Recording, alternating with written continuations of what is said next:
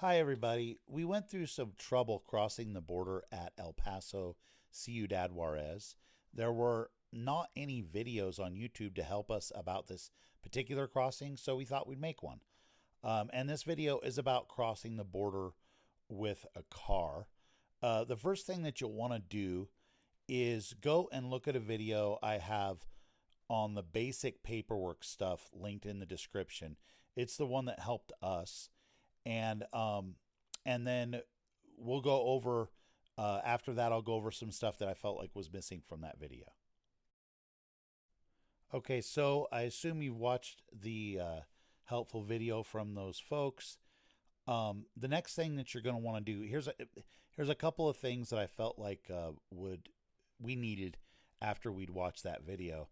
The first thing is just to know which website you're going to. That's the official website to get an FMM. And I've linked that in the description. That's the government website.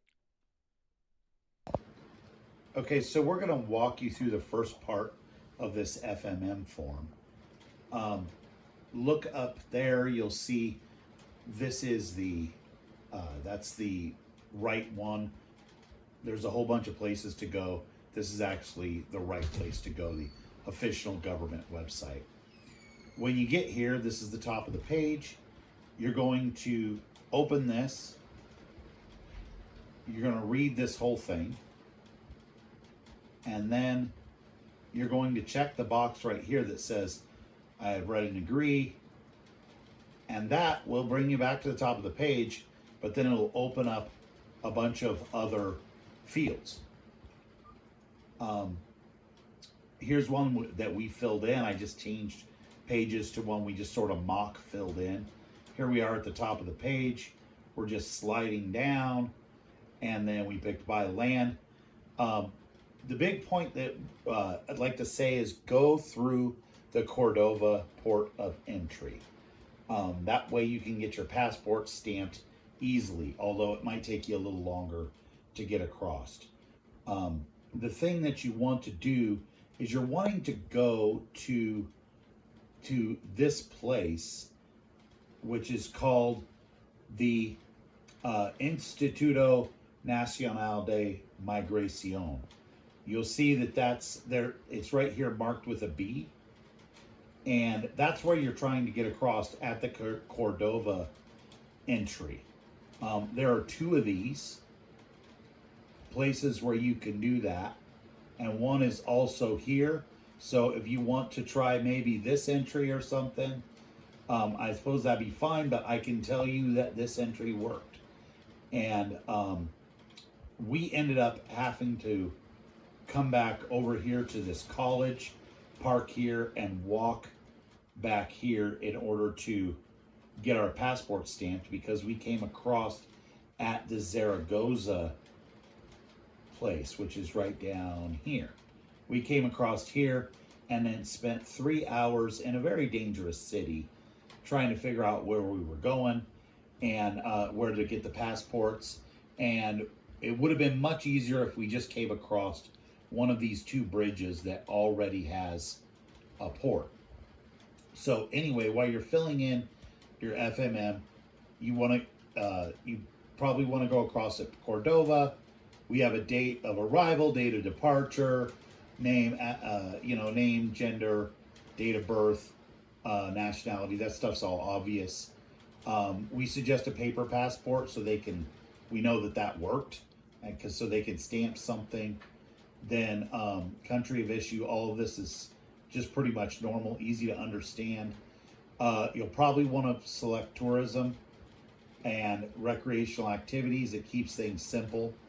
But this was one part that kind of we struggled with. It's going to ask for the hotel name and the street and the number. And we ended up putting in very simple information.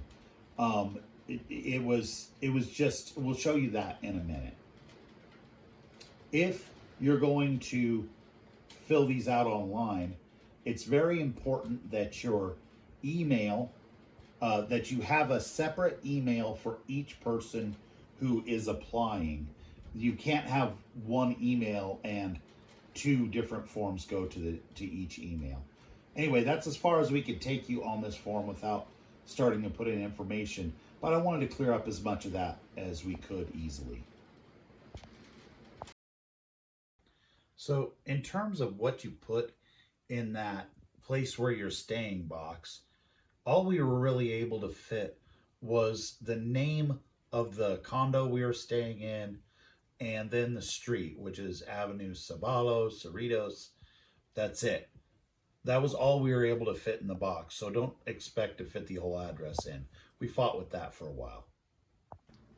Okay, so now you've crossed the border and you have your passport. And this is when things got tricky for us. And we had to stop and ask locals and do all kinds of crazy stuff. Um, but it's pretty easy if you know what to do.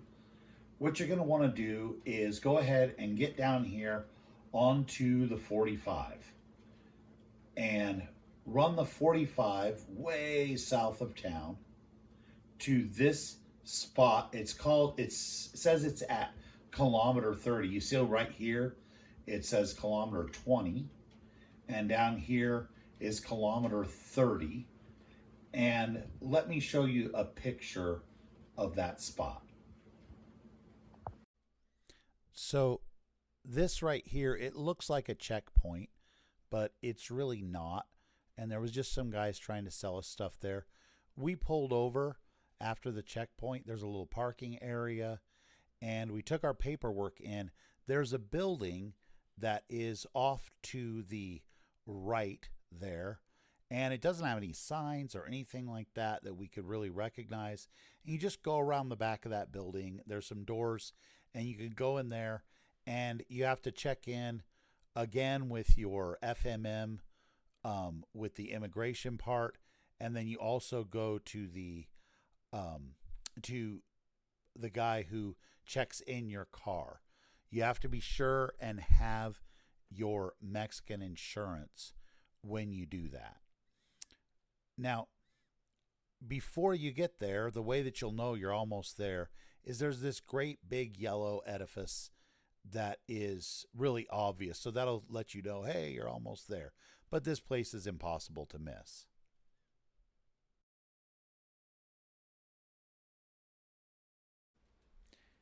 When you're going into Mexico, you may be able to get your passport stamped at the kilometer 30 spot, but I don't know if you can or not. The girl in the other video said that they got turned around and had to go all the way back. For us, that would have been a nightmare because